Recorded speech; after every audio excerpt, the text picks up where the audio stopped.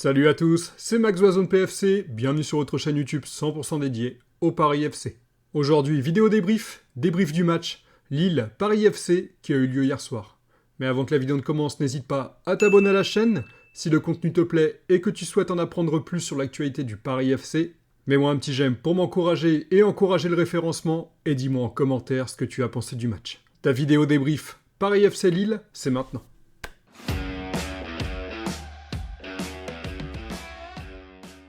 Mon état d'esprit après ce match, je suis ni déçu, ni frustré, ni énervé. Ce qui m'énerve le plus, c'est la qualité de l'arbitrage, encore une fois sur un match de Ligue 1 qui est déplorable. Mais je suis pas énervé pour la défaite, cette défaite elle est même logique au vu de la physionomie du match. On a affronté un adversaire qui était meilleur que nous, avec un effectif de meilleure qualité. On a vu une classe d'écart entre cette équipe de Lille qui joue le top 5 du championnat et notre équipe qui joue le maintien facile cette saison. Alors oui, on pourrait être énervé si on pense que le Paris FC va finir européen cette saison. Mais quand on connaît notre place, quand on sait rester à notre place et qu'on n'est pas trop ambitieux, c'est même pas une question d'être ambitieux, c'est une question d'être réaliste. Le Paris FC vise grand maximum la 10e place cette saison. En tout cas, avec l'effectif actuel.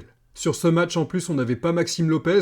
Maxime Lopez qui est peut-être le meilleur joueur de notre équipe avec Kebal, ou en tout cas le joueur le plus précieux. Cette absence, ce soir, nous a fait vraiment mal. Maxime Lopez, c'est vraiment le joueur qui équilibre l'effectif. Sans son joueur, on perd beaucoup en qualité, et ça s'est ressenti contre cette équipe de Lille, qui était une équipe de bonne qualité. Ce soir, on pointe à la 12e place du championnat, à noter qu'Angers nous est passé devant, après sa victoire contre Toulouse, et le fait important, c'est qu'on est à seulement 3 points de la première place de relégation. Et il va falloir faire attention pour les prochains matchs et surtout, il va falloir se relancer dès maintenant contre Auxerre au prochain match et gagner des points pour que cette place de relégation s'éloigne et qu'on puisse respirer à nouveau. Après, notre équipe sort d'une série de 4 matchs vraiment pas évidents contre des équipes très fortes. On a réussi à prendre 4 points sur ces 4 matchs, ce qui est correct, sans être exceptionnel, mais contre des adversaires qui jouent les places européennes. C'est là qu'on voit qu'il y a un écart encore de qualité entre notre effectif et les effectifs de ces autres équipes. À voir ce qu'on fait au mercato d'hiver, mais si notre effectif reste en l'état, on ne pourra pas viser plus que la 10e place cette saison.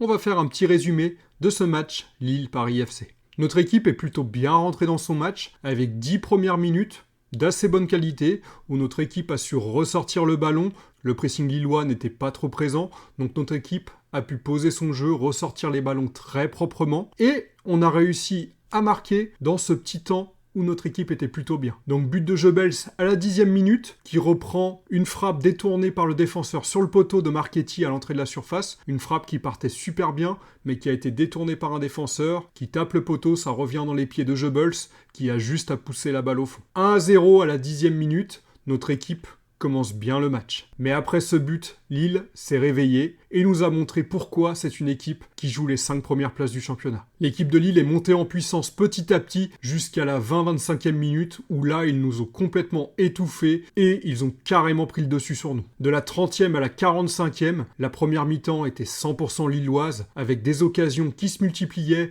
Lille était de plus en plus dangereux, ils touchaient un paquet de ballons dans notre surface. On était vraiment en difficulté et acculé devant notre surface. On avait vraiment du mal à ressortir les ballons et surtout, on avait encore plus de mal à aller dans leurs 25 derniers mètres. Et cette domination lilloise s'est soldée par un but de Giroud à la 40e minute. Un but logique au vu de la physionomie du match où vraiment on reculait et on se faisait dominer. Fin de la première période sur le score de 1-0, un score plutôt clément pour nous au vu de la surdomination lilloise. Quand on regarde les stats de la première période, notre équipe a tiré seulement 2 fois au but, dont une frappe cadrée, alors que Lille avait tiré plus de 10 fois au but. On n'a presque pas été dans leur surface, alors que eux, ils étaient constamment dans la nôtre et ils nous mettaient en difficulté. Sans un très bon gardien, Trapp qui a fait une très bonne période et même une seconde période de qualité, et un Chergui bien inspiré ce soir, on aurait pu prendre encore plus de buts. J'ai vu une stat passer sur Ligue 1+, je crois c'était à la 51e minute, qui montrait le nombre de ballons touchés dans la surface adverse. Il y avait 26 ballons touchés dans la surface adverse pour Lille, alors que nous, on n'avait seulement que 4 petits ballons. Ça montre que Lille nous a complètement dominés et qu'ils étaient souvent dans notre surface ou même dans notre camp à nous poser de gros problèmes. Nous, on avait beaucoup de mal à ressortir le ballon. Lille, eux, attaquaient toujours et attaquaient surtout très facilement.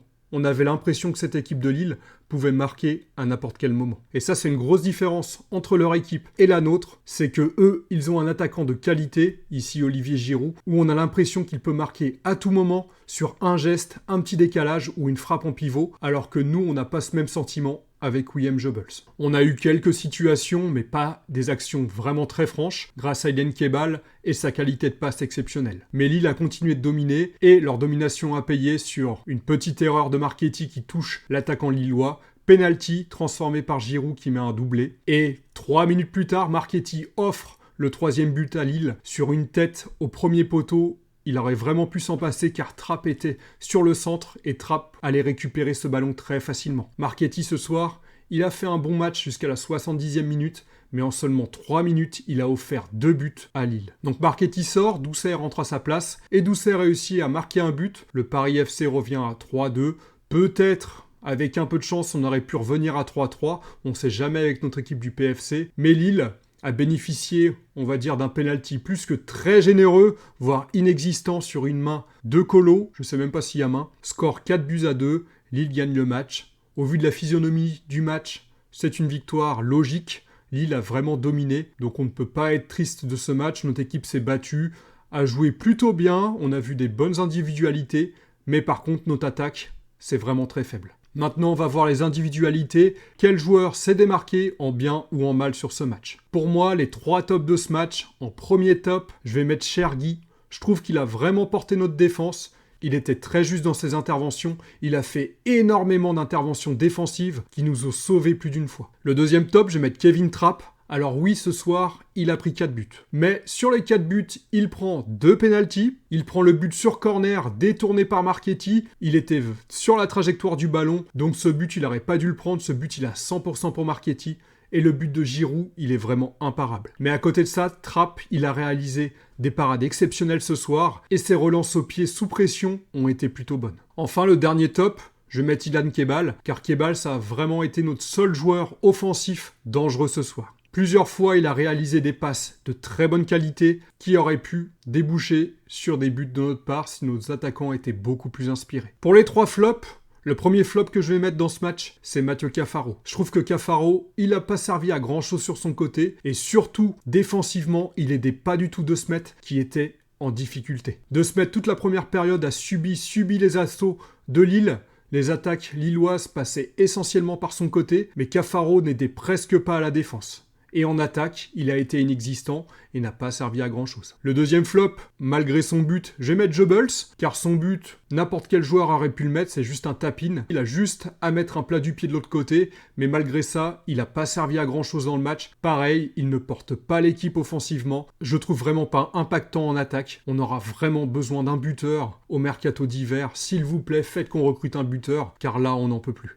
Et le troisième flop, malgré le bon match qu'il a fait jusqu'à maintenant, il avait fait un très bon match jusqu'à la 70e minute. Je le mets juste pour ces 2 erreurs qui nous coûtent 2 buts en moins de 3 minutes. À lui tout seul, il a tué le match en 3 minutes. Lille a marqué 2 buts. Le premier sur penalty où Marchetti touche le pied de l'attaquant adverse. Et le deuxième but, cette tête détournée qui lobe notre goal. Et le joueur a juste à pousser la balle au fond. Marchetti, t'avais fait un très bon match jusqu'à maintenant, mais tu as offert ce soir 2 buts à ton adversaire. Les erreurs individuelles, encore une fois, nous ont coûté très cher ce soir. Pour les enseignements qu'on peut tirer de ce match, ils sont plutôt clairs. Le premier enseignement, je pense, on l'a tous vu ce soir, c'est l'absence de Maxime Lopez. Ça fait vraiment mal à l'équipe. Maxime Lopez, dans notre collectif, c'est le joueur qui fait la différence. C'est lui qui nous permet de relancer proprement, de ressortir proprement le ballon. Il est toujours à la première relance et permet à notre équipe de se relancer sereinement. Et aussi, c'est lui qui fait le lien entre l'attaque et la défense. Maxime Lopez, c'est vraiment notre métronome. Et ce soir, il n'était pas là, donc notre équipe a perdu beaucoup en qualité. Ça s'est vu au milieu de terrain. Notre équipe habituellement domine les autres équipes dans ce compartiment du jeu, mais pas ce soir. Avec l'absence de Maxime Lopez, on perd beaucoup en qualité dans ce secteur et la bataille du milieu de terrain, c'est souvent ça qui détermine le résultat d'un match. Maxime Lopez, il est important pour notre équipe et c'est important qu'il joue le plus de matchs possible. Le deuxième point, c'est que notre équipe ne peut pas, à l'heure actuelle, avec l'effectif actuel et son niveau actuel, viser plus que la 10e place du championnat. On a vu la différence entre un club qui joue les places européennes et notre équipe qui va jouer cette saison un maintien facile. Notre équipe a bien joué, attention, on a fait un match correct,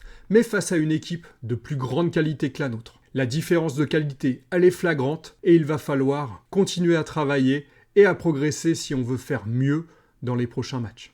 Enfin, le troisième point, c'est que j'ai hâte d'arriver en janvier pour arriver à ce mercato d'hiver qui sera vraiment déterminant pour la suite de la saison. Il y a 2 postes à recruter en priorité. Le premier poste, évidemment, c'est le poste de buteur. Il nous faut enfin un buteur qui puisse porter notre attaque, qui puisse faire la différence, qui puisse peser sur la défense et qui puisse marquer à tout moment. Un buteur un peu à l'image d'Olivier Giroud dans l'équipe de Lille, lui, dès qu'il touchait la balle, t'avais l'impression qu'il pouvait marquer le but à tout moment. Nous, on n'a pas ce buteur-là et il nous faut vraiment un joueur de ce calibre-là si on veut faire mieux et si on veut viser un maintien facile ou peut-être même la 10e ou 9e place. Le deuxième poste à renforcer, c'est le poste de milieu de terrain. Il nous faut un autre milieu de terrain de qualité qui puisse nous aider et même être titulaire, pourquoi pas, avec Maxime Lopez et Pierre Lesmelou. N'hésite pas à me dire en commentaire, toi, les enseignements que tu tires de ce match, qu'est-ce que t'en penses ? Est-ce que tu penses que notre équipe, à l'heure actuelle, peut jouer les places européennes ou doit se contenter d'un maintien facile